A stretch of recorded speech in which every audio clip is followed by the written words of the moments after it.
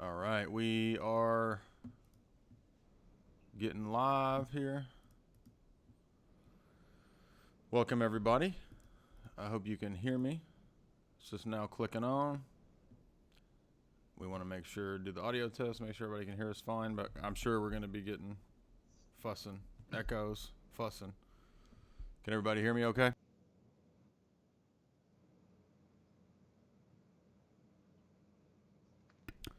Let it catch up here. Make sure they can hear us. Delicious.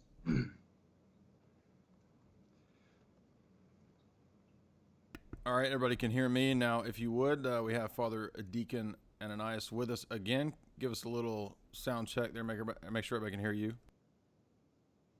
Okay, my sound check is happening right now. Hopefully it sounds good to everyone. Can you guys hear him? Any complaints? Can you hear me?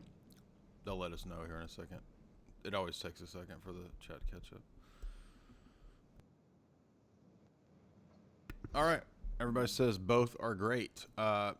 Thank you, by the way. I want to congratulate you on your technology stream. That was a great stream. I watched the whole thing. It was very relevant to the material that we cover at Jay's Analysis. I'm thankful to also have the Larche book. I got a copy of that from my priest a few weeks ago, so thank you to him. I think I've added that to my reading list at Jay's Analysis. If not, I'll do it, but I think it's on there. Oh, it's a great book. Great book.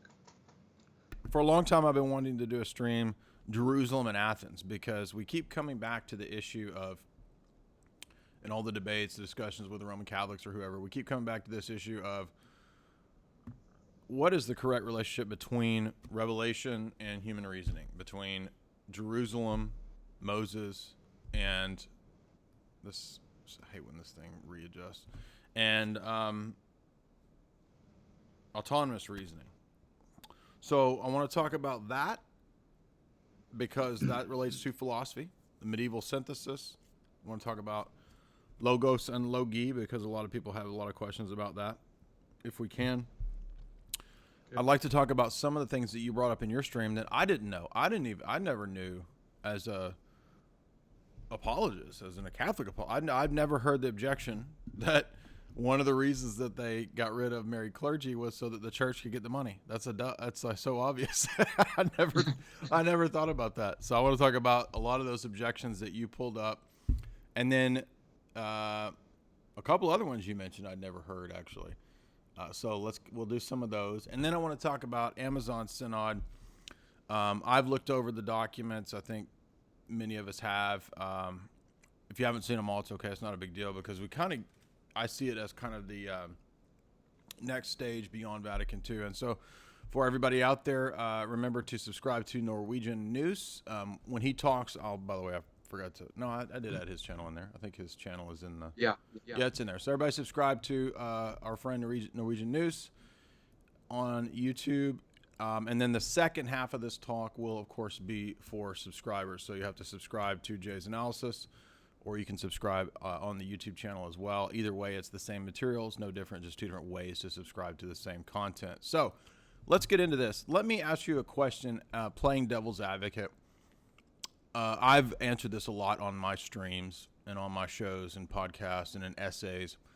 What would you say to the person who says, look, you come at us, say a Roman Catholic, or could even be a Protestant for that matter, in some cases, with this critique of Hellenism, and you're criticizing Hellenism? Isn't Orthodoxy just Hellenism itself? Doesn't it have a medieval synthesis of its own? Aren't you just being hypocritical and having a double standard by calling out the attempt to merge your revealed Hebrew theology, supposedly, with the ideas of the Greeks? I mean, isn't that what's going on when John says the word logos? I know we touched on this a little bit last time, but I want to reiterate this because it's a big deal. Yeah. So I'd say that it seems the primary difference is, and I mentioned this in my last talk, that are you guys getting an echo? They shouldn't be getting one now because if you're talking, I'm on mute. So Okay.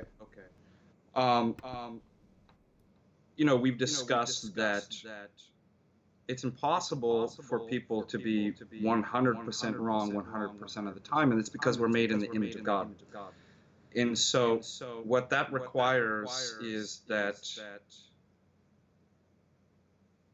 for the Orthodox, we're still getting echo, people are saying.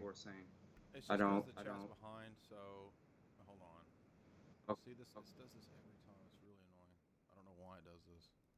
And every time I fix it and I set the settings to be the exact same for the next installment, and then it does it again. I don't know why. It's because it's the devil. That's why.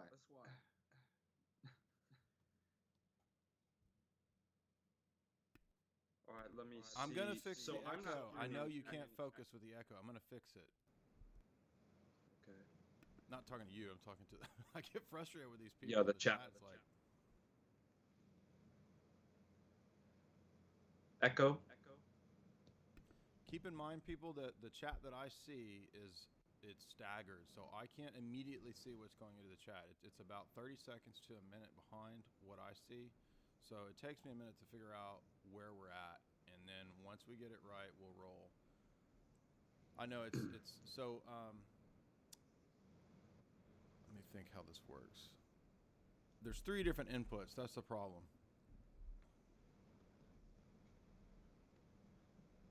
Let's see. Okay, they can't hear me. So Can you guys hear me? When I'm speaking, do you hear an echo?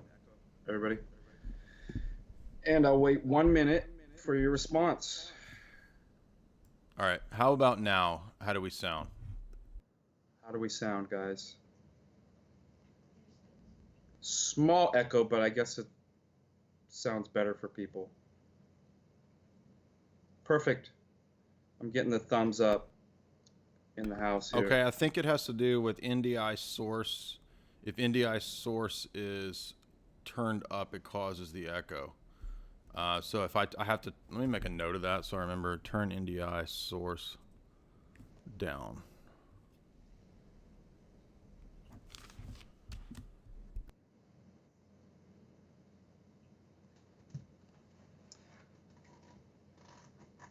Are you on mute, Jay? Let's, if you would, talk a little bit, make sure we can hear you. Okay, let's see if we are sounding good. Sounding good is a good thing. Yeah, I know the echo. I know the echo is on his side. It doesn't have to do with that. It has to do with the way that it's set up when you're using NDI. So NDI creates 2 different sources when you try to pipe in somebody through Skype. It's confusing. I don't even understand it, so I have to do this every time. So I think I just need to turn down the NDI source is the key. So I've got that noted for the future, because I had the same problem last night with Owen. Anyway, I'm sorry, Father Dick. Yeah. Go ahead. What do you say to the person who says, hey, look, we're all doing medieval synthesis. We're all just trying to merge with and talk the language of philosophy. Why is it such a big deal? Again, so there's a distinction between the Orthodox using philosophers where they get things right, where they're speaking truth. As I said, that it would be impossible for any one person to be wrong 100% of the time. And so, obviously, as Christianity is spreading through the empire within the Greek language, and people embraced Hellenism saturated through the entire empire, the church had a duty to use philosophy to show them the things of faith. Now, that's quite different than using philosophers to point to the truths that are higher truths in the faith than to actually take one's theology and marry it to a particular philosophy. Then you're committed. So, for example, we see this synthesized and reach its pinnacle in Aquinas. and the scholastics, and therefore you're committed to certain type of Aristotelian, even times Neoplatonic language, potency, actuality, that really ends up causing some theological problems. So it's not that, again, that we're fideists, that we wouldn't use philosophy. The difference is embracing a whole metaphysics and forcing your theology into a philosopher. And as we talked, one of the primary problems that arises from this is the Greek understanding of being, necessity, and the divine is an impersonal, absolutely simple force that when you embrace that, if you can't separate from that, you're going to have some theological problems, as we do see. So I think for you and myself, that this is what we're pointing out. We're not saying that, oh, we never use, philosophy. We don't embrace the metaphysics, the philosophical projects, and then try to force our theology into those paradigms. The West has done that, and that's why we have theological problems in the West. Yeah, and you're right. We did touch on that last time. I've got a really simple example that I've used many times in my talks, and I want to reiterate it for viewers. I wanted to get your take on it. Feel free to disagree or qualify it if you see it as it needs to be more nuanced. But if we want to illustrate this problem, let's take an example of something like saying, well, do you believe in one God? Now, a lot of people would say, yeah, I believe in one God. So let's take the phrase one God. Does that mean that because many different religions, many different groups would say, I believe in a God or one God, that therefore the meanings across all these systems are synonymous? No. I mean, of course not, right? So if I said, I believe in one God, could I join forces with someone who believed that one God was Satan? What about one God equaling Father? That would be our view. We believe in one God because of one Father, Paul says. Or what about a Greek philosopher, Aristotle perhaps, Plato? The one, quote, God is just an abstracted monad, thought thinking itself, the one, whatever, right? So we can have a term, a phrase that means that has different meanings in a whole bunch of different contexts. Now, I know that's kind of a basic common sense idea, but unfortunately, especially in the Thomistic scheme, the idea of generic theism, the idea of classical apologetics, the tendency that we run into is the assumption that words are synonymous across systems, right? And I think we did illustrate this. Yeah, they have a univocal meaning across systems. I'm not talking about Aquinas saying that we can't predicate univocally of God. I'm talking about system to system, right? When the Satanist says there's a God, or if a Buddhist says there's a God, right? They all mean different things. So the phrase, we can't commit what's called the word concept fallacy, and that's what's key here. And I'm saying this because this is a problem that I've run into over and over and over so many times with the Thomists.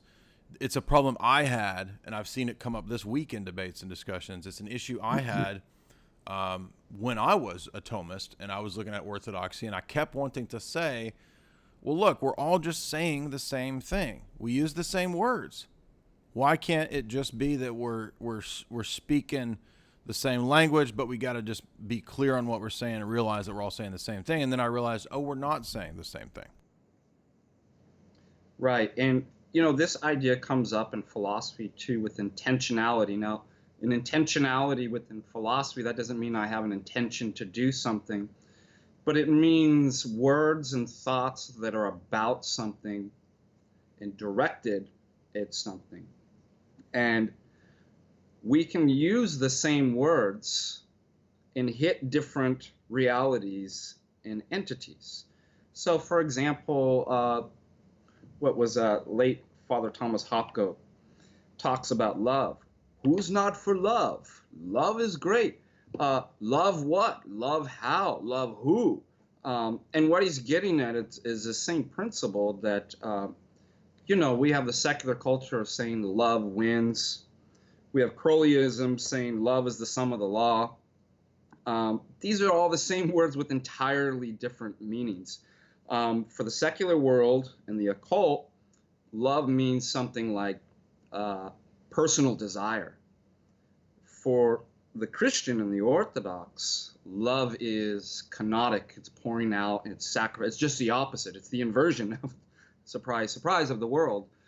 And so it's very important that we understand, well, what are we signifying? What reality? The word isn't important. It's the concept that it's signifying. And Christ realizes this too when he says, who do you say that I am? Or you get the evangelicals say this all the time. I'm a believer. Is he a believer? Believer in what? Who? A Nestorian Jesus? The Arian Jesus? Take your pick, that everybody has a different Jesus. So it's quite important to hammer these things out. That obviously the word is equivocal in this sense, and it's important. So going back to this kind of generic notion of God, that we'll all just mean the same thing. What's the analogy that man's blind and God's an elephant?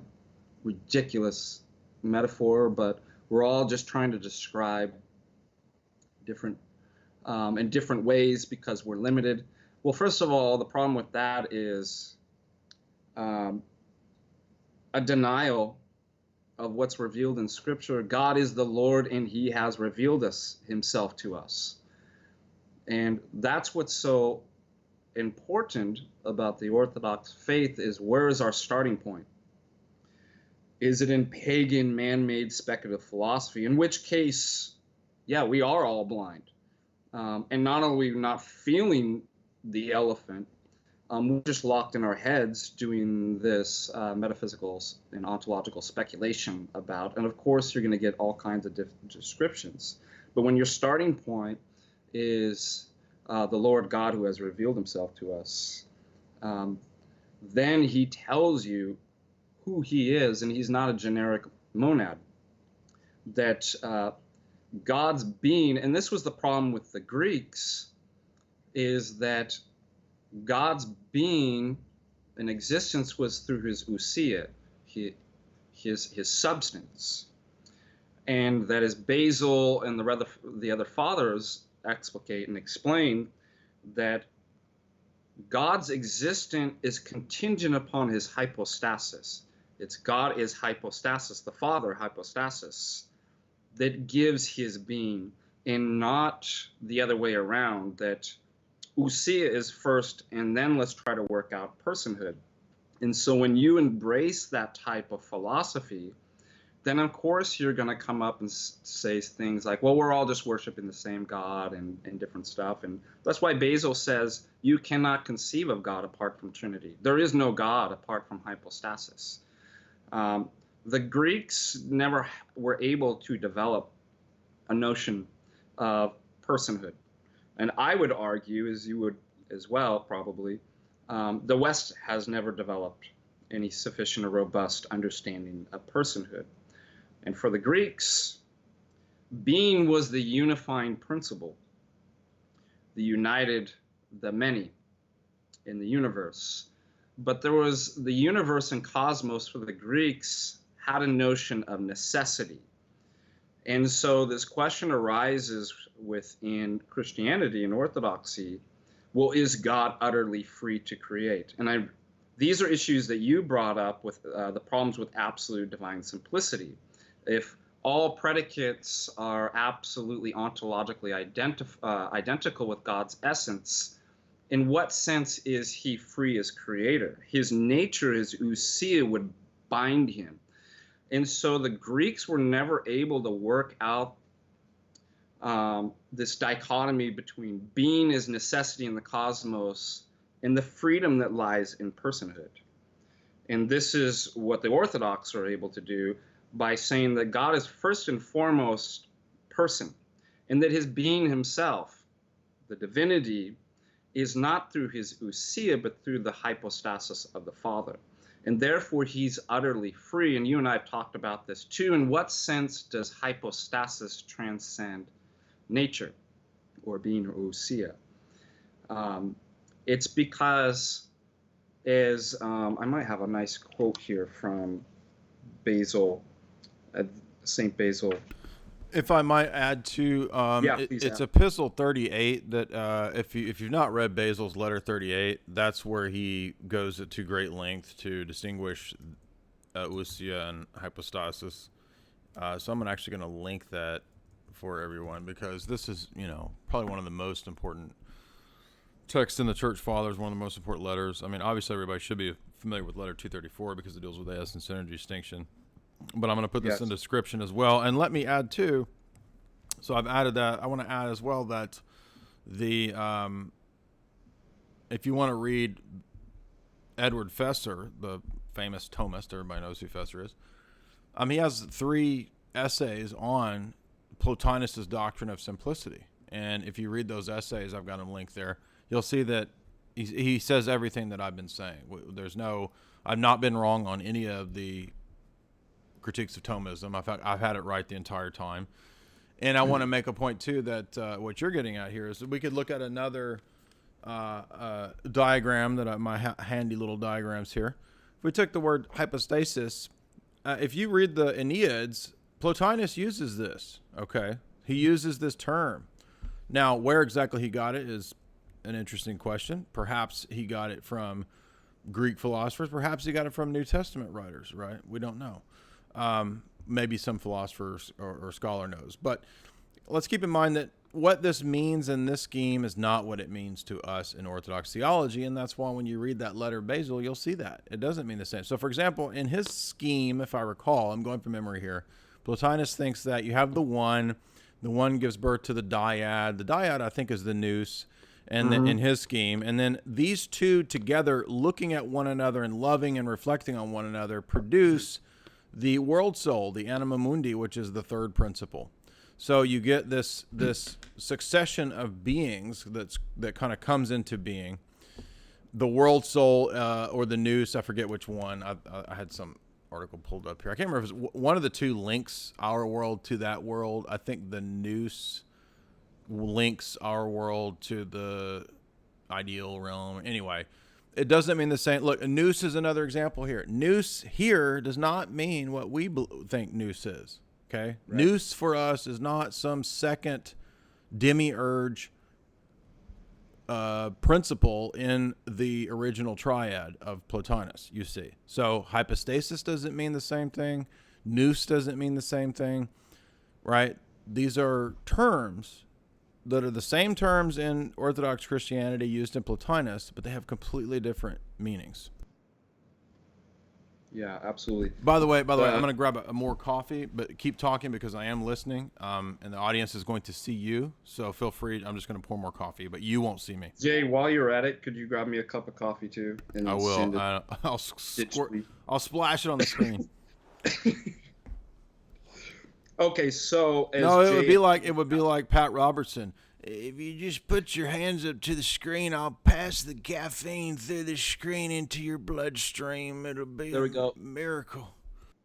Oh. Hallelujah.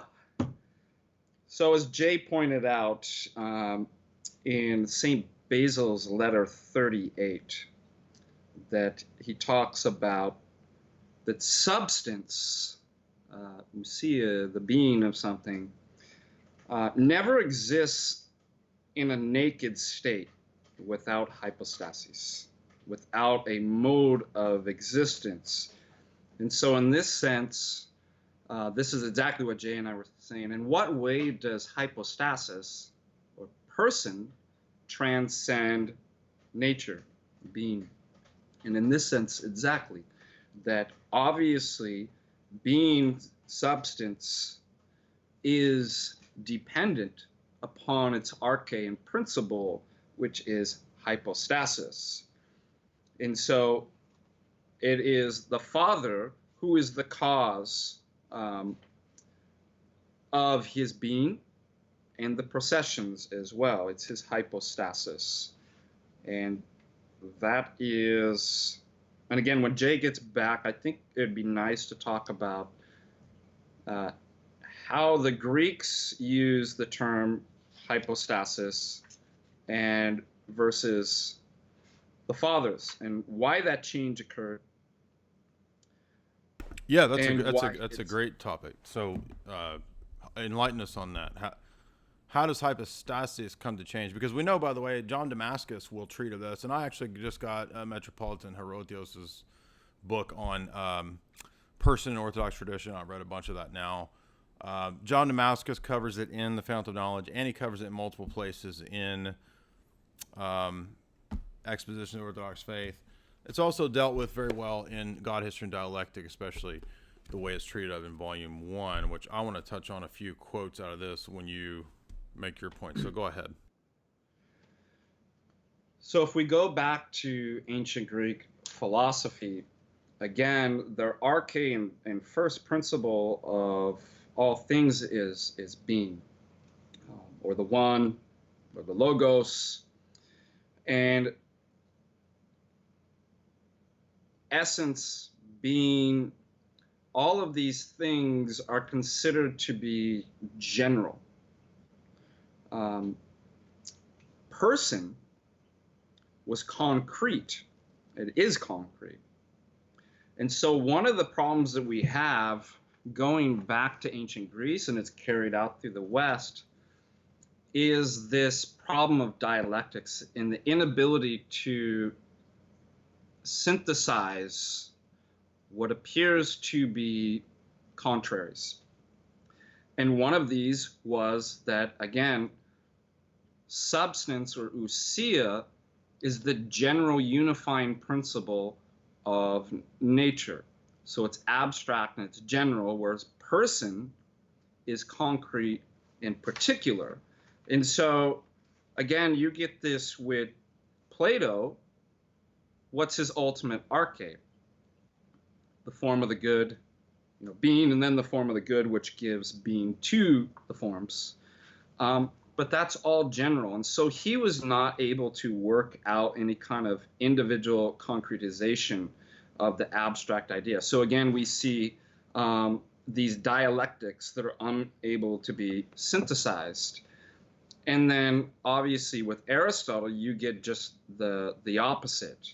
You get an emphasis on the concrete individual man, but you have a separation from the eternality of being in the generalness. So this poses, and again, with the notion of being or substance as the unifying principle of the cosmos, you get problems of necessity. So we've got two issues here going on. The inability to synthesize a kind of arcane first principle of being with a concretization of the individual man, the individual book. Greek philosophy isn't able to work that out. And subsequently as well, necessity and freedom. And there's obviously a link, because in Greek philosophy, hypostasis, stasis, standing under, is the idea. And so hypostasis in Greek had the notion of substance. And obviously there's a link between personhood and substance, but it's never articulated and worked out until the fathers, where they have to address these things. And so what you begin to see is a changing of those words. You start to get a little bit of some Tertullian. Obviously, it gets worked out much more in the Cappadocian Fathers, St. Basil, St. Gregory, because they're having to address these issues when critiques are coming in. And here, this is why St. Basil says that being cannot exist in a naked state. Nature, essence, in the sense of essence, cannot exist on its own, but always exists in the mode of hypostasis, the person. And so in that sense, person or hypostasis is primary. And then when you make that primary, as the fathers say, it is the hypostasis of the Trinity that creates the world and creates being. And so Plotinus doesn't have this, right? He has this kind of monad, and he tries to draw these kind of distinctions out and to create world spirit and this notion of creation, but they're unable to articulate it. And they also have so they have a lesser ontological status than Plotinus as well. I mean, the world soul is like the third tier down from the monad, because the assumption in this system, as Fesser points out and as many have pointed out, the assumption in that system, this goes all the way back to what Farrell pointed out in God, History, and Dialectics, the assumption in that system is that distinction entails not just composition or division, but also lesser ontological status, right? The fact that we are distinct beings from the one requires us to go on our long Platonic mystic journey back to absorption into the one. And that's because for the Greeks, again, utmost reality, supra ens, right? Supra existence is unity. Right. And therefore, any distinction or properties is always considered not only less being, but moving towards non-being in non-existence. And so again, you see this dialectics of opposition where it's like they cannot synthesize the one and the many. And this is exactly what the fathers do by changing the term. Again, it still has a link to being in the original sense in the Greeks. But now it's given a new meaning and provides a context in which being can exist, because it cannot exist in the mode of nakedness, right? But always in the mode of person. That you get the synthesis between the one and the many. That, again, and this is going to play out also in the essence energies distinction too. Right. How can you have one and many? Right, and it's also going to be useful to point out, as St. Gregory Palamas does to Barlaam, that the energies are all hypostatized. They're also personal energies. They're never, generic. They're never purely natural energies that come to us like New Age forces or, the Force in Star Wars or something. It's always hypostatized, because they're coming to us from the person, because nature is always instantiated in the mode of the tropos of persons. This is why, in perfect harmony with what Basil says in letter 38, this is why St. John Damascus can say in book 3 that all the heretics, the root of all the heretics' errors is in the confusion of nature and person. It says that on page 272 if you have this volume. It's book 3, chapter 3 of whatever volume that you have. And so then he goes from there to moving on to talking about the person of the Father, right, being the sole arche of the Trinity. This is another reason why we don't have the filioque, because we can't confuse the Father's hypostatic property with the Son. The Son can't take on the Father's unique hypostatic property. He goes on to kind of illustrate and lay out in a more clear way than he did previously in what sense nature is common amongst the Father, Son, and Spirit, and then in what sense each of the persons are distinct. And this is important too for the filioque. I didn't really intend to get off into filioque, but it's just the way John Damascus takes it in his work, because we don't want to. We can only say things about God that either are applicable to him in terms of his unity, or they're applicable to him in terms of the persons. So if we say sonship, right, that's that's a property, a hypostatic property that's unique to the Son. But if we use the term love, that's a attribute, an energy, an operation that's common to all three persons. Now, we might be able to say, as Gregory Palamas does and as the Counselor Blackernay does, that there's a sense in which perhaps the Spirit manifests eternally love in a special way. But that doesn't mean that he is more love or he's identified with an attribute. That's where you get all the confusions and nonsense in the Roman Catholic scheme, is they will collapse eternal manifestation, the eternal processions, into hypostatic properties. And this is a very important, this is something I never got as a Roman Catholic, as a Thomist. And it's because I didn't make these proper triadic distinctions, because that's where it begins, right? in the triad in this theology. And by the way, everything that's true in this sense in the triad is then, I mean, obviously not saying that there's eternal energetic processions in the incarnation. I mean, they do come to us from the Father through the Son and the Spirit, but I mean, it's not exactly the same. But what I'm saying is that the way that we conceive of the relationship between Father, Son, and Spirit, person and nature, is also going to be applicable to the incarnate Christ, because all of the teachings and beliefs that we have about the hypostasis in the Trinity, it's going to be consistent with one hypostasis entering into the mode of the state of being incarnate. So we have to have a doctrine which allows for that. If we have an absolutely simple essence doctrine, again, look at the way that Fesser explains and explicates the standard Roman Catholic view of simplicity. There's no way that one hypostasis in the Trinity could enter into a mode of existence that the other two do not, right?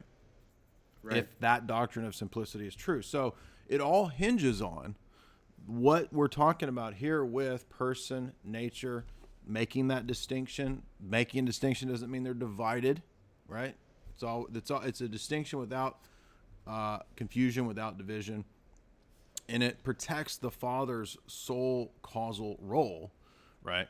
And then when we come to Christology, when we understand what St. Cyril did so brilliantly with Henosis, which is where he compares the relationship of the body and the soul in man, where he says that kind of a union, it's not a perfect analogy, but it's a kind of useful analogy, because here we have a human whose body and soul, it's a true union, but we don't mix and blend and confuse soul and body, even though they're truly united. And that's Cyril's analogy for what goes on in the incarnation, in that the divinity, and it's not just a generic divinity. This is why we can't have this Roman Catholic misunderstanding of the incarnation to think that, oh, well, it's just the divine nature melding or uniting with the human nature, and that equals Jesus. No, Jesus possessed his hypostasis from all eternity. He's the eternal logos. That's hypostatic, right? And then he assumes the human nature, and the human nature has for its hypostasis the person of the logos. There's no created hypostasis in Christ at all. That's period. And that's why Cyril is so important. And do you notice the same theological errors, the same philosophical errors that occur in the West as well? So either you get a collapsing and confusion of soul and body in forms of materialism, or on the opposite side of the spectrum, substance dualism. And again, if you go back to kind of the Chalcedonian formula, completely united but distinct, that we don't have a problem with that, because we have a paradigm that allows us to express this and to see this. And so obviously one of the problems that we as Westerners, before we converted, when you were Roman Catholic, we were saying, I wasn't able to grasp this, is because the paradigm that if you embrace this sort of Greek Aristotelian paradigm where you're unable to make the proper distinctions, then you don't see it. And I mean, we see this all across history. For example, that our paradigms don't allow us to see certain realities. If we have the incorrect paradigm, we're limited in that sense. And so that brings up a really good point, that we've got to make sure that we have the right paradigms so that we can be able to articulate and see the realities that are present around us. Yeah, and I would just add that if somebody does want to dive deeper into this, this I've been reading is pretty good this week. There's some areas where I don't think he's totally correct. I think he's got a few things wrong, but Person in the Orthodox tradition is pretty good. Byzantine Christ is really good. It's very deep, very difficult. I just got a hold of this, and I've read a little bit of it, but The Concept of Person and Gregory of Nyssa by Lucian Turcescu. You would know more about how to. I don't know my Romanian, but and then God History. By the way, my new. God History. What's that one? God and Dialectic. Have you read God, History, and Dialectic? No, that's a good. I Oh read yeah, parts, but yeah, I you need you would like that. Anyway, so those and by the way, the book, the John McGuckin book on Cyril is really good for really laying all this out. So that's really what cured me of my Calvinism was and errors and even retaining Calvinistic ideas into Roman Catholicism was the McGuckin book on Cyril, because I think he really shows how what in hypostatize means. And like you said, it's nature existing in the mode of person, but it's also not just, as we said last time, just an instance of nature, right? That's not what a person is. If a person is just an instance of nature, then when it comes to the Trinity, we would be Sabellians. We would be modalists. We would just say, oh, well, the Son is just an instance of the divine nature. The Father is just a particular instance of the divine nature. And that's not what it is. There's a real distinction, a real, say, level up, right, beyond what ousia is, that is person, that instantiates the nature, right? And this is how we can be truly Trinitarian and truly have a distinction between the persons. And as was pointed out last time, that's why the grace that we get is not just generic nature. We don't just participate in some uncreated generic energy. We participate in sonship. We participate in a hypostatic uncreated grace, you see. If it was just generic, then we wouldn't be made sons. We would be made gods, you see. But we're not just made God. We're not made gods in a generic sense. We participate in sonship, obviously by adoption, because we're creatures. But that's why the grace is hypostatic. That's why it's important to understand that uncreated grace, as St. Gregory Palamas says to the Barlaamite, is inhypostatized. And to say that does not mean that persons are therefore, their intention, like you said it well last time, their intention with nature, right? The person is so mysterious and it goes so beyond nature that we just can't even know it or talk about it. And therefore maybe we should consider like perennialism or something, right? Like all the religions are teaching it. That's where somebody might try to take that kind of a mistake of going too far in the mystery of personhood that it's totally, we can never say anything about it.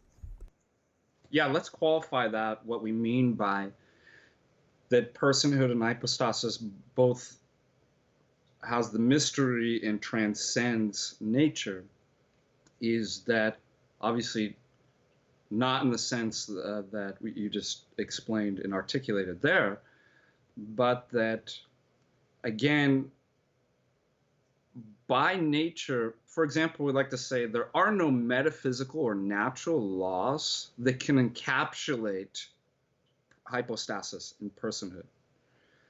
And therefore, in that sense, it transcends, because what laws are really nature and being, right? The way that we work out metaphysics and the natural philosophy as well.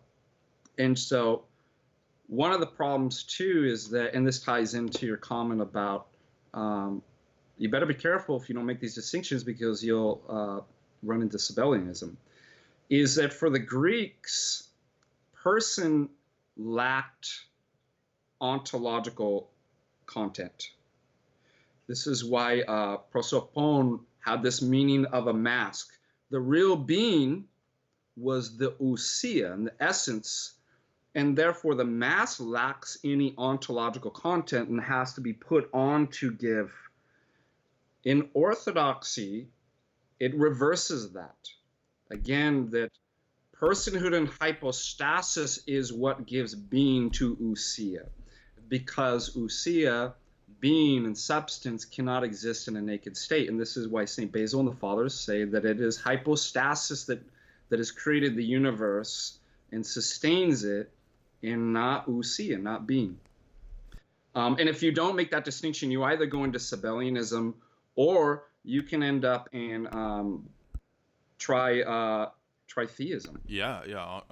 That on not three gods talks about that, and so we want to be careful too, because we want to point out that the Son's relationship to the Father is one that is truly distinct. I mean, he is truly distinct from the Father, not because he has a different nature. It's completely the same. The Father communicates to the Son the full divinity.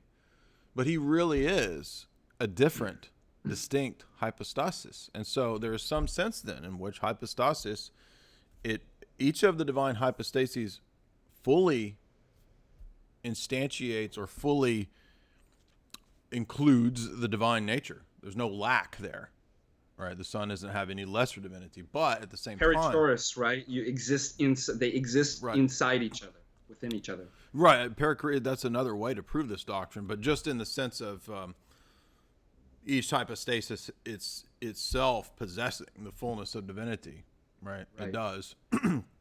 Yet at the same time, hypostasis is useful in distinguishing the persons, because the Father really does eternally beget a Son who is distinct from him. And even though they share common natural properties together, as the Spirit does, they really are distinct. And I think that a lot of people, as you've been pointing out, when they try to do Trinitarian theology, they will miss the mystery aspect of it in a real sense here. I'm not saying mystery in a bad sense, but in the sense that we have to accept what revelation and tradition tells us, in that God is just as much one as he is three, and he's just as much three as he is one. And this is the way that we avoid falling into on the wrong side of that false dialectic, right? Of absolute divine simplicity over here, or perhaps we're so stressing distinctions that we, like you said, fall into tritheism. This is the only way to really properly balance this. And that's why the Fathers are so important, is because they have hashed this out over many centuries. Yeah, here's another good point too. So what the ancient Greeks don't have that Orthodox fathers were able to add is, again, personhood and hypostasis is not an adjunct to be added to being, but rather, like as a category, you add to a concrete entity. Because remember, they're struggling with this dichotomy between general being and concrete individualization of the personhood. And therefore, what the fathers are able to do is say that being, it is itself the hypostasis of being, personhood. Like you said, it exists, so nature and being always exists in the mode and tropos of personhood. And in that sense, it's primary and it transcends. So not only in the sense that we have no metaphysical or natural laws that can encapsulate and bring down personhood the way that we can with being and nature, but also in this sense that it's the primary arche, the first principle of being itself. And this explains too what you were talking about with the essence energies distinction, that God's energeas, his eternal activities, are being. This is what in the West they don't get, because they associate God's esse and essentia is one. But we understand, and only through this distinction, this is why these distinctions are so important to make hypostasis primary and as the arche, is that it is the cause of being. And therefore, yes, you can only explain that. So what you get is a consistent theology when you have the distinctions between essence and energies. So the energies are being, not becoming, so they're not created grace. They're not becoming into being. They're eternal and they're God, and they find their source in the arche, the Father, the hypostasis, and personhood. So what we're going to argue, again, is it's consistent theology all the way through, and that we pick up on the Greek words because we are Christianizing the Greek pagan world, and so we have to use their concepts and language without embracing their enterprise and their metaphysics. And then what we do through God's grace and the Holy Spirit is we're able to baptize those words in Orthodox Christianity in order that we may solve the distinctions that the Greek Hellenistic paradigms were unable to do. And so if you do not have this theology, if you're committed to a scholastic embrace of Greek Hellenistic Aristotelianism or whatever other philosophy in ancient Greece, you're not going to be able to work these things out theologically. And you're going to have inconsistencies, which is exactly what we point out with Rome. It's not that they deny the incarnation. It's not that they don't deny the Trinity. But given their principles and their commitments, there's inconsistencies. Exactly. Yeah. It reminds me of an argument that came up not too long ago where somebody was essentially saying, look, God, the laws of logic, law of non-contradiction, the law of identity, they perfectly reflect God and the mind of God in a one-to-one correspondence such that God could never, ever be beyond that. And you're an idiot because you say God transcends logic. All right. Now, when I said God transcends logic, I was quoting Gregory Palamas, who says that, and he's actually quoting Dionysius in the Divine Names. He says that God transcends the logical categories. This doesn't mean God's irrational and illogical. It just means that God, because he's infinite, he transcends the conceptual human order, right? There's a realm of the mind, we can call it the noetic realm, that's true. It's created by God. There's noetic energies. When we think, when we're in this realm, right? That's still a created realm. It's not a realm of the uncreated. We're not Platonists, right? So that's still a created realm. And there is a sense in which the logi does kind of come to overlap with that realm, you could say, as well as the created, the physical realm. Either I'm not trying to make a distinction between the physical, but there is a distinction between, in the Fathers, the noetic realm and the physical realm. All right, and the spiritual realm plays into the noetic realm as well.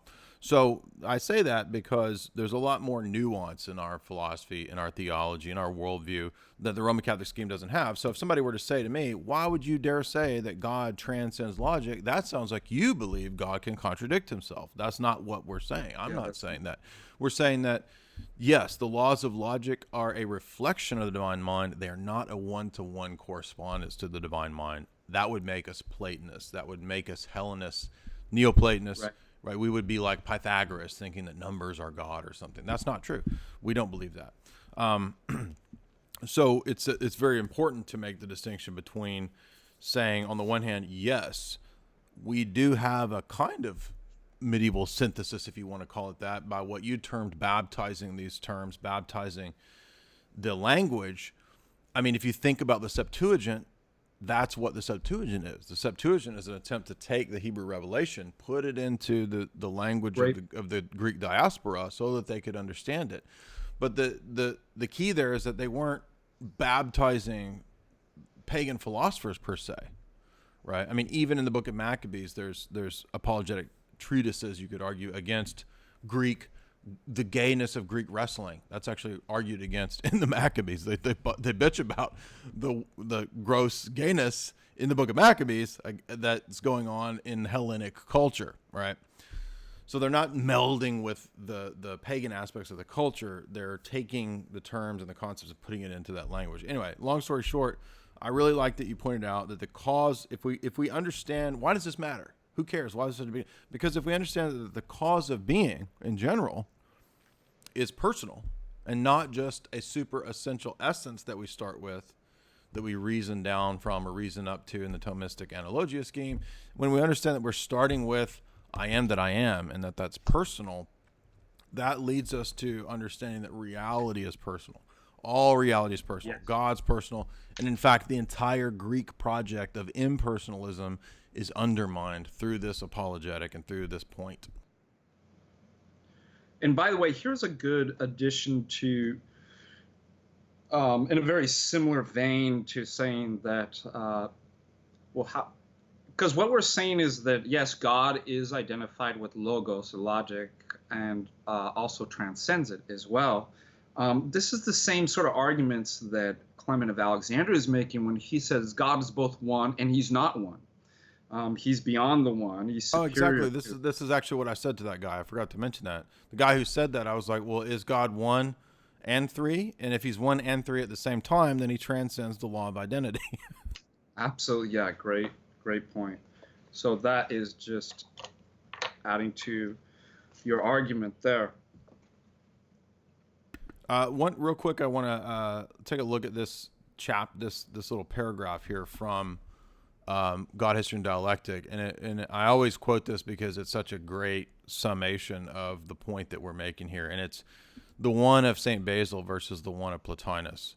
All right, toe in, toe on, and basically he just points out that if you read it, he says that in addition to employing the term simplicity, we know that the one is a reference to God. Right here, Basil does so in a unique sense that confounds any attempt at a Neoplatonic analysis. In the Greek, the one is, in Plotinus' system, referring to the neuter, to in, right, as evidenced by his use of the pronoun it to describe the one. The one's an it. God is an it, a thing, a substance. For Plotinus, the one is that which exists, that thing which exists, you see. Or simply, it's translated as being. Again, in the neuter, to on. For St. Basil, God is never referred to but in the masculine. The one for him is ho ais. I think that's correct. I'm not a Greek scholar, but and referred to as him. Likewise, the one is he who exists, ho on.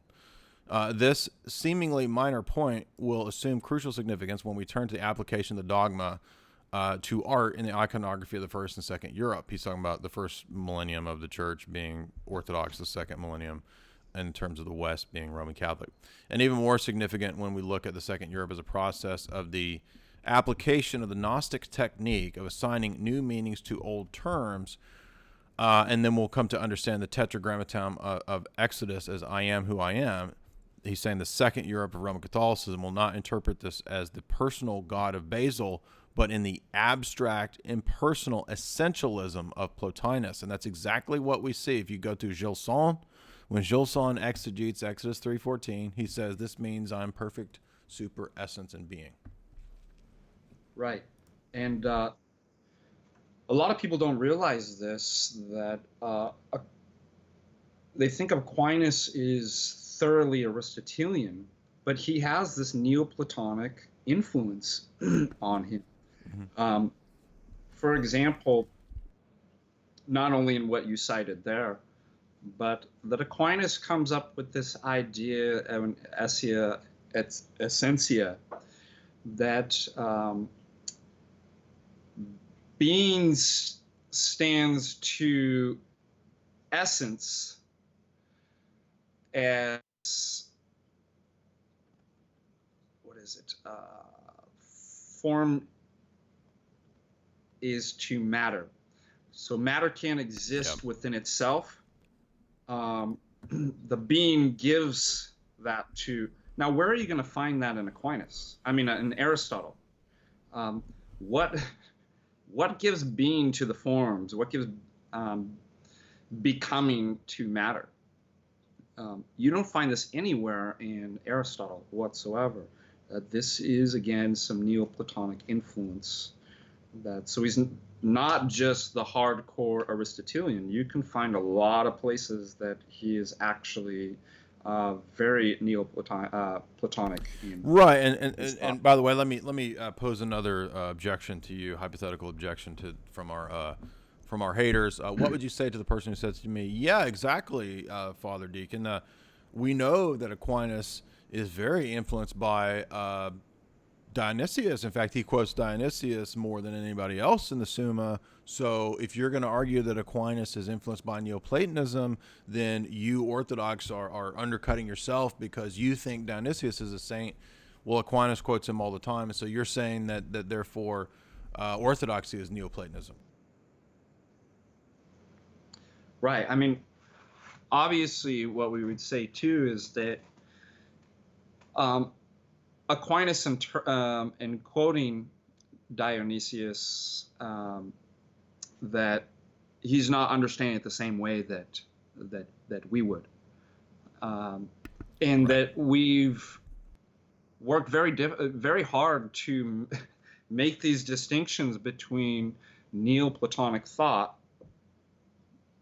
and the terms and that we're using.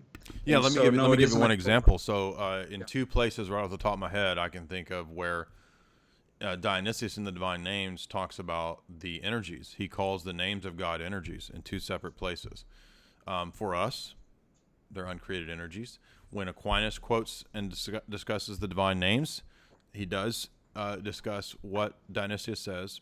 But just like with John of Damascus, he quotes John of Damascus, he'll quote Dionysius, and he'll say the names are just distinguished in our human conceptions. They're not actual real distinctions in God or in reality. And we simply depart from that and we say we think that Dionysius really did believe that the energies were real distinct energies, and that's true up into Basil, and it's true into Maximus, and it's true all the way into St. Gregory Palamas. Right. So they're not reading the same way. It's the same thing that comes up too with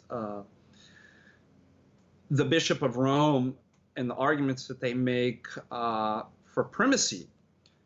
They're so used to making arguments to the Protestants, and that will just be able to be transcribed straight over to Orthodox. And it's like and you can cite all the passages from the Fathers. We agree with that. But you're reading it in a different way. You're reading it in a very later development of Vatican I, in reading your paradigm into the Father. This is why paradigms are so important. And it's why we don't, for example, I brought up in the last podcast that when you see the Fathers arguing with heretics in the councils, for example, of Nicaea with Arius, and Arius is a master of citing Scripture and knowing Scripture. What you don't find is that the Holy Fathers get down at the same level and just start matching Scripture with Scripture. Well, that's not the correct understanding. They operate in terms of presuppositional apologetics. You do not have the correct starting point and paradigm to interpret these. And likewise, look, we have the same verses, we have the same words, we have God, we have the Pope having a sort of primacy. But given your paradigm, you're going to read those with entirely different meanings. And so rather than getting down at the level of your opponent, we analyze things in terms of paradigms and starting points and make our critiques from there. Most people don't do that, and so they get very aggravated. That's a great point. In fact, yeah, I mean, I'm glad you likened that to what goes on with the proponents of papal infallibility, because I noticed that in the debate with Ibarra, because Ibarra is going to put out these ideas when he wasn't citing forgeries, by the way, but he's going to put out these ideas that are fine in an Orthodox way, right? We wouldn't have a problem with an appellate structure, right? That there were appeals that kind of went up the but in his mind, that's Vatican I. That's you're appealing to the guy who's infallible, right? What else would it be, right?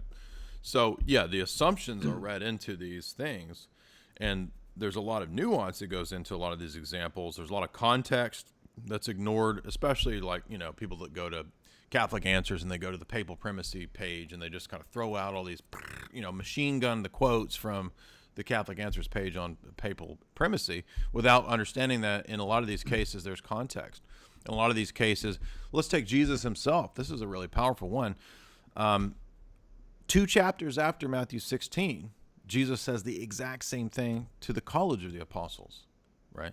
So the keys text of Matthew 16:18, remit and retain sins. 2 chapters later, he says the exact same thing to all of the apostles. Whoever sins you remit, they're remitted. Whoever sins you retain, they're retained. It's not specific to Peter in Matthew 18. So the point being is that we can't take that one verse of Jesus and say, that's the verse that means all of the papal primacy text that I presuppose, and I'm going to read that into that text. And as I think, who was I talking to recently? Somebody had a great point recently that, it was the French guy. How often it then became this norm by especially Jesuit apologists and so forth to literally start taking texts that are prophecies of Christ and start reading those about Peter, like the cornerstone of the Old Testament. Yeah. That's Peter. No, it's not. It's talking about Jesus, right? And that just shows, too, again, why it's important that we point out that the Latin project is the Greek project, that they were married and embraced. Exactly. They're not just pulling pieces out of the philosophy, but that the West, all the way beginning with the pre-Socratics, has a problem with dialectics, an either-or dichotomy. Yeah, if something's That one, you it can can't see be is many. even here, right? Or here, if Christ is saying it to Peter, he can't be saying it to the rest of the apostles. It's Right. an either-or. And you can go through all of these theological errors and oftentimes reduce it to this problem of dialectics, that I've got to fit it into either box. And again, Protestantism inherits the exact same paradigm. This is why if you point out that there's only one church, it's the Orthodox Church, what are you going to hear, particularly from evangelicals? So you're saying I'm not saved.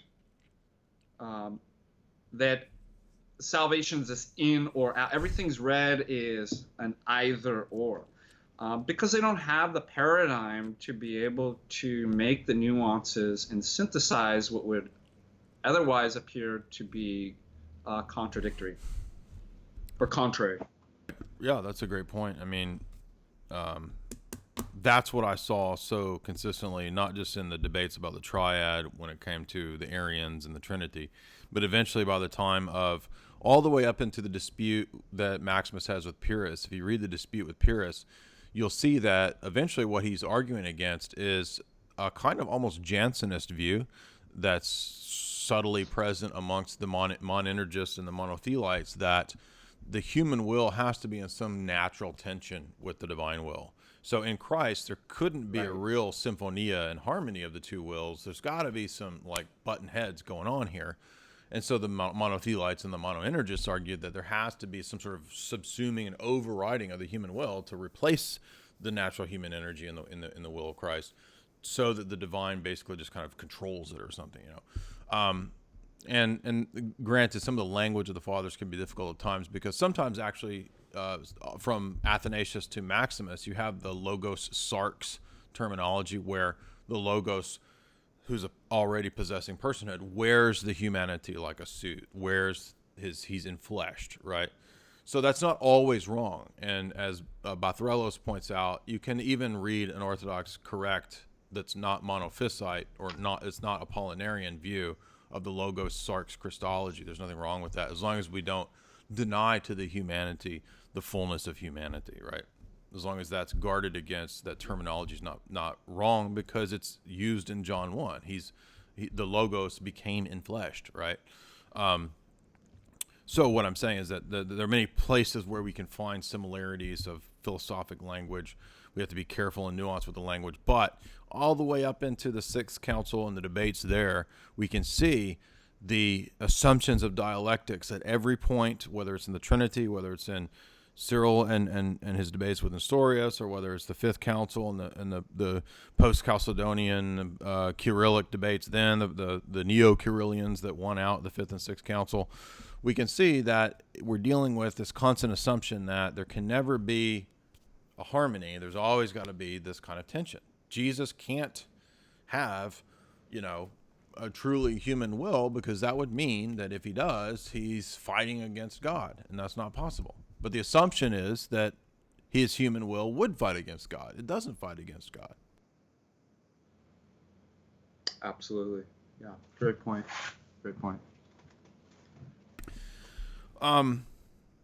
You mentioned a couple things that I want to get to before we take super chats, and then we're going to do more of this talk. We're going to get into the Amazon Synod. We're going to talk about how a lot of the theology and presuppositions, in my view, and I don't know all of your views on this. We'll get your take on it. You may disagree or you may agree. I think what we see is a long train of theology that's led to where we are with the Amazon Synod in the Roman Catholic realm. Vatican II is just a stage in this long process. I think that we're going to be vindicated on that analysis. So we'll get to that in the second part. So if you want to hear the rest of this talk, this is a half and half. You'll want to subscribe either here on YouTube or over at Jay's Analysis in the subscription section through PayPal, credit card, or whatever you want to use. So let's take some of these super chats before we get to that part two. Bruder Klaus, thank you for becoming a member to the website. Appreciate that. Much appreciated. You'll look under the community tab there for the posts for members. Bays Chungus 199. Do you have any thoughts on the aerial toll houses? Thank you for the great show. I think that yes, there's something to the whole toll houses. I don't think that we have to go into an extreme of like literally every little detail of there being 8 or 10 or 23 or 1,000, and you got to pay all these debts and everything. But there is definitely something to the return of the soul after death. We pray for people after death. I don't know what your take on that is, if you want to answer that. That's exactly my take too. We don't have to be with the Fordham crew and Aristotle P. That a rejection of the toll houses. Again, is it not this false dialectics again? That I either have to accept it and this insane detail and have this whole robust theology built around it, or I reject it.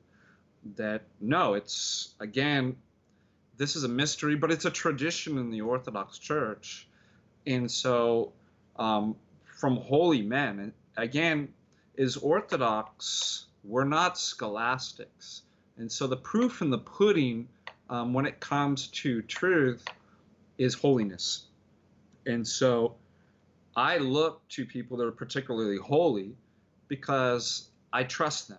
And all of knowledge is based on trust. And so we have to say, are we trusting the right people? And how am I justified in making that trust? And for us Orthodox, the mind is polluted and diseased. And as St. Isaac the Syrian says, it's through the nous and asceticism that we begin to cleanse the mind, so that it's able to see correctly, speak correctly. Amen. And that's our anthropology. And so because they have credentials because they're holy. And that's good enough for me without having to go into the exact detail of what exactly, is absolutely true about it and what detail. I think that's to get distracted from the issue. Rolfing Steaks, $5. Thank you for the show. What's your response to people that say Judaism, Islam, and Christianity believe in the same God, the God of Abraham? I would say that in a sense, perhaps you could say that that's true because, for example, in Judaism, yes, they still have aspects of revelation, but you could view it kind of like a cult. Like the Jehovah's Witnesses have aspects of revelation, right? But they don't have, they have a corrupted, New World Translation version of the Bible, so it's corrupted. It's not authentic. It's corrupt. And so in the same way, yes, in a sense, do we worship Allah? Well, in the Arabic translations of our liturgies and Orthodoxy, they use the term Allah. But is that equated to, like we talked about earlier, if we have the term, I believe in Allah, I believe in one God, is that the exact same? Do we mean the same thing just because we're using the same syllables and vowels? No. Because when we say who we mean, who is our one God, it's the Father of our Lord Jesus Christ, and the only way to him is John 14:6 through Christ in the Spirit, right? So you have to be Trinitarian. So no. In one sense, with the limited aspects of truth that are in Judaism and Islam, because they do have some aspects of revelation, yes. But also no, because just like a Jehovah's Witness, they have aspects of revelation like we do, but they corrupt it to the extent that it's not salvific, is my view. Right, absolutely. So they can say true things about God. And I'm so glad you gave a shout out here to our man from Romania, one of the best theologians, Dimitris Stanoloi. And both Jay and I recommend, especially chapter 1 on natural revelation, and that we don't make this strong dichotomy that the West does in saying natural revelation versus supernatural, revelation, supernatural. That we receive supernatural revelation through nature. And so, yes, I would imagine, just as the Greek philosophers, you can get things right. But are we talking about the same God? well, if you think about what St. Basil says, you cannot conceive of God apart from Trinity. Then no, we're not. So I think it's perfectly fine to say, as you did, in a way yes, in a way no, and then I can provide the distinctions. You can say true things about God, but you don't end up in your intentionality end up hitting and talking, and worshiping the same God, because you have to have the necessary component of Trinity. Yeah, I mean, think about like a Jehovah's Witness could say, "Well, I believe in God the Father, and I believe that there's Jesus Christ, and I believe that there's a Spirit." Okay, that sounds good in terms of the terms, but when you ask them what they mean, they don't mean anything close to what we mean. So it's completely different. Next up for us, Focus, $5. Thank you for this. Do you have any favorite hagiographies or biographies? I'm currently reading Father Seraphim Rose's massive biography right now. It's very good. I've read a lot of the biographies of church fathers. Those are really good. That's probably my area where I've put most of my time in terms of hagiography. If you go to the liturgy, you'll hear a lot of the hagiography. So, but I don't know of a specific book personally. Do you have a specific book you'd recommend on just the lives of the saints? Yeah. Where's that book? We actually got a really nice one on women saints that was that I bought for my wife. That's an excellent one. I can't remember it offhand. What would another? And then you have you have individual books like Elder Paisios. Sorry about my mess back here. Yeah, Herman Middleton has a good book on the elders. If you know Herman's book is Vessels of Vessels of the Spirit, I think. That's a good book on the elders. Yeah. I definitely recommend Elder Paisios of Mount Athos by hero monk Isaac. That's an excellent one. There's trying to see. Well, I'm not going to waste you guys' time by combing through my library trying to find. But perhaps I could post some links to recommended books on that issue. So great question. Let's see. Bruder. Wait, no, missed one. Richard Rawl, $5. Justin Martyr states in his hortatory address to the Greeks that many times over Plato and Aristotle took from Moses in the Old Testament when he went to Egypt. Do you have any thoughts on this? This is actually an argument that comes up commonly in the Church Fathers and their apologetics. I think that it's entirely plausible. I don't know if we know for sure, but yeah, I could easily see Plato and Aristotle being influenced by Isaiah or the prophets, or something like that. Maybe they read Moses. It's entirely plausible. I don't know if anybody knows for sure, but what do you think on that?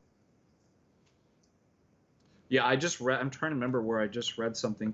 It was in response to this kind of critique. What Tertullian asked, what is Athens to do with Jerusalem? And that you particularly get this within evangelicals, that Greek philosophy perverted the New Testament and all this different stuff. Yeah. And the counter argument to that was, in fact, there is some evidence that the Greeks themselves were introduced ideas of revelation from Moses and the patriarchs of old in the Old Testament. So, yeah, I've made an argument many times that it's entirely plausible, and I may have heard it from a Bible professor many years ago when I was at Bible college. I can't remember where I first heard this, but the Jews went to Egypt. Joseph is raised up to right underneath Pharaoh in the book of Genesis, and then we know that the Egyptians embalmed and buried their dead. So it's entirely possible that we get the impression that because Joseph marries Pharaoh's daughter, presumably she converted. Presumably people in Egypt converted. We know that when the Jews left Egypt, there were many converts who actually went with them, Exodus says. So it's entirely possible, it's entirely plausible that the theology of the Jews did also influence Egypt. We know there was overlap there. I mean, it says Moses learned and knew all the mysteries of the Egyptians. So there was some overlap, some interchange there. That's entirely plausible. Maybe that's why the Egyptians had a period of monotheism, but I don't know that anybody knows for sure. But I believe the Genesis account, so I believe that Joseph really did do what he did in Egypt. Amy Polino, $20. Thank you, Amy. Always shouting out, getting them fat super chats. Much appreciated, Amy. Straw Hat Bear, $5. How do you read notes? Do you read note intensive or eyes to words solely, or it depends? I'm a slow reader, as you can see. I do it with intense, crazy sticky notes, and when I write my notes in the sticky notes and in the book, it helps me remember. So that's how I do it. But do you want to share any tips on how you read? Yeah, I like your. I'm going to start adopting your sticky tabs. I, By the I way, hate to say one it, reason that I wish I had for all these years, I've have thousands of books. I've collected many books, and I wrote in them all. And now I regret it because a lot of the books that I have are rare and out of print, and they're all marked up. So they will be worth a lot less. Not that that's that big of a deal, but they would be worth a lot more if I'd not written in them all. What I like to do is get a piece of paper out, and then illustrate that with cartoons. And so I just doodle out and draw. And I'm kidding. That. Oh, you had me there for a second. I thought you were serious. I was like, that's not a bad idea. We're like, wow, what a great idea. I'm going to try that. I would draw a little fat little Aquinas when I'm reading through the Summa, and like he's talking in little bubbles. And that actually might not be a bad idea. That I feel terrible if I write in pen, because I'll do in pencil, and then I feel like, if I can always go back and erase some of those things. So I'll tend to highlight certain relevant areas. And then I kind of go through stages. So once I have certain areas highlighted that stand out to me, then I'll transcribe that into kind of more detailed further notes. And then eventually what I try to do is start to write stuff out to solidify. I don't know if that's the best method. And the reason why is because everybody's different. They use there's not a one size fits all, because we learn in different ways. But that's kind of my modus operandi. I'm definitely a more visual learner, so my mind pictures the page, and I think about what the page look like. So that's how it works for me. Let's see who's next. Bruder Klaus upgraded his membership from silver to gold. Much appreciated, Bruder Klaus. I'll have to put the sign in to the archives for the gold members on YouTube so that you can sign in on Jay's analysis to the archive. Franklin Chan, $10. Thank you for all the great work, Jay. Thank you, Franklin Chan, longtime supporter.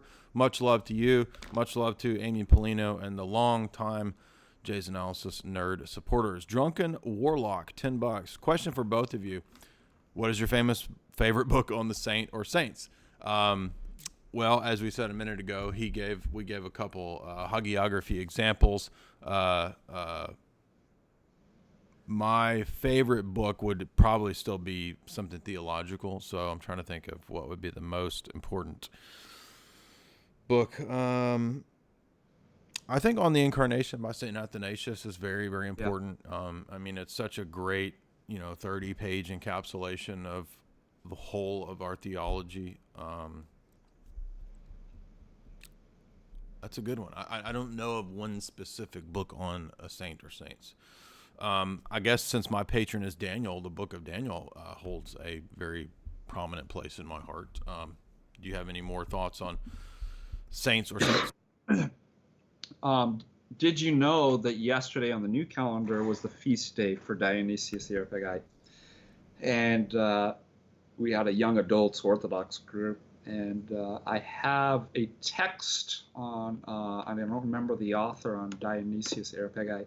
I love Dionysius, and so I would recommend that. Also, my favorite, and I remember reading that as a freshman in college, was Athanasius on the Incarnation. Um, that's good. Um, did they want more of a biography or theology? I tend to.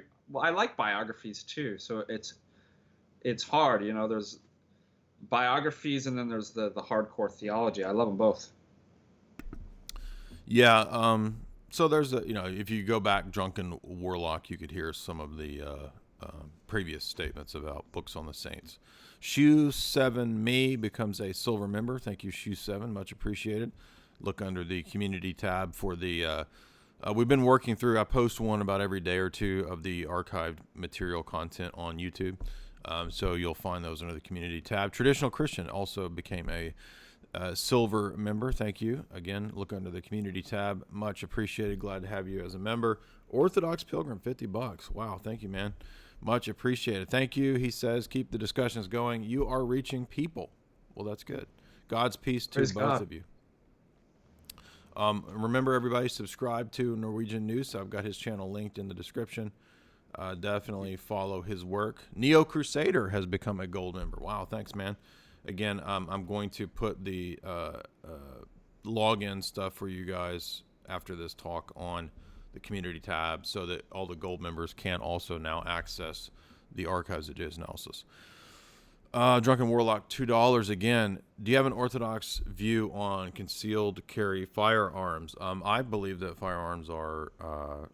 I don't think there's any. I mean, people from Fordham University would tell you, But no, I think that self-defense is biblical. It's all. I've always heard it was biblical. I've never heard anybody say it's not. Do you have any differing view on that?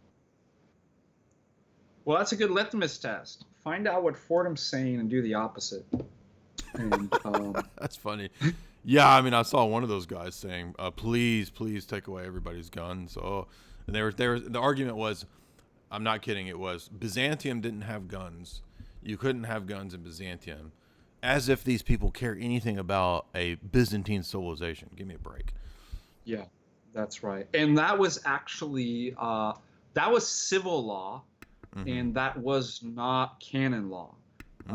Interesting. And also, I think it was military grade weapons. So that's not going. Yeah. Yeah, that's But not, yeah, you're right. Like as if in Byzantium, if somebody came in and attacked your family, you're just supposed to like, oh, okay, attack my family. I'm not supposed to do anything. Orthodoxy doesn't believe in pacifism. Right. I pray for our military. I'm not saying the military always does. In principle, military is good and supported by the Orthodox Church. Now, it doesn't mean that your particular military is doing good things or anything like that. So that's an important distinction. But what we see is, in principle, there's nothing wrong with, and we have tons of passages from the Fathers, Right. And liturgy too, that to take up your sword, even outside of military work as well. Now, as for clergy, we take on a different role. So it might be one thing to go hunt or target practice or something like that, or hunt for food. But because we take on the role of Christ in martyrdom, that we as clergy would not use guns for self-defense. We would lay our lives down. But for the laity, yeah, there's absolutely no conflict. Yeah, that's a good point too. This is something that's distinct in Orthodoxy. Like you don't, in the Middle Ages in the Latin tradition, you have like these warrior bishops, cardinals who would like go out into battle and this weird stuff like that. We don't have that in Orthodoxy really. Drunken Warlock became a member. Thank you, man. Welcome. Skullduggery Nerd Bear the Reprehensible, $5. Is it difficult to keep fast days on the carnivore diet? I'll let you handle that because you just covered this in your stream yesterday when people were asking you, how do you do it? And I think you gave a great example in terms of economia. Yeah, again, so what's wonderful about Orthodoxy and unique too is that we don't have this pharisaical legalism. We have the law, and you must always understand that the law is a means to an end. And Christ says the sum of the law is love of God with all your heart, mind, and soul, and love of neighbor is self. And so if you ever see that the law comes into contradiction with the ends in which it's to obtain, It is the bishop who has the discretion and authority how and how much to apply the law. And so this is the principle of economia that's not present outside of the Orthodox Church. And this is why you get this kind of pharisaical legalism. And so again, every priest that I've talked to, if you go, first and foremost, you need to go to your father confessor, your priest, and discuss these things with. Don't listen to laity. Ask any clergy. Laity are insane. They have all kinds of crazy ideas. Okay, we have a hierarchical structure, and we go to, we're trained for a reason. Go talk to your priest about certain health concerns in that, well, Father, what am I supposed to do during the fast if I'm eating only animal products? There's other ways to fast. I've never come across a priest that says, I'm sorry, you have to commit to the letter of the law, even if it destroys the ends to which it's your health or that it's trying to obtain and achieve. And so priests will give the blessing, and they'll have you fast in other ways. And we get so caught up in thinking that fasting only applies to food. This is a great point you made too. Yeah, fasting isn't just, oh, what's the food. You talked about how this is a time for not talking too much. It's a time for meditation, contemplation. It's a time for alms. Yeah, absolutely. That was a great point. That's forgotten now because we just focus on whether we're eating or not. Right. And by the way, I would say, everybody, if you didn't hear Father Deacon's stream on technology, go to his channel and watch that. It was really good. Nikephorus Focus became a member gold. Thank you for that. Again, I'm going to post the login for the archives. If you're a silver member, if you just joined, you get access to all the ones that I've posted so far. They're going up one by one. There's no other way to do it since YouTube granted me the members feature. But of course, remember, if you don't want to do it that way, you can always go to Jay's Analysis and purchase a membership there as well. So for hour 2, he and I will continue this topic. We're going to talk about Amazon Synod and what's coming up and what's going on there. That will be for subscribers. It'll be posted later on, either later tonight or tomorrow.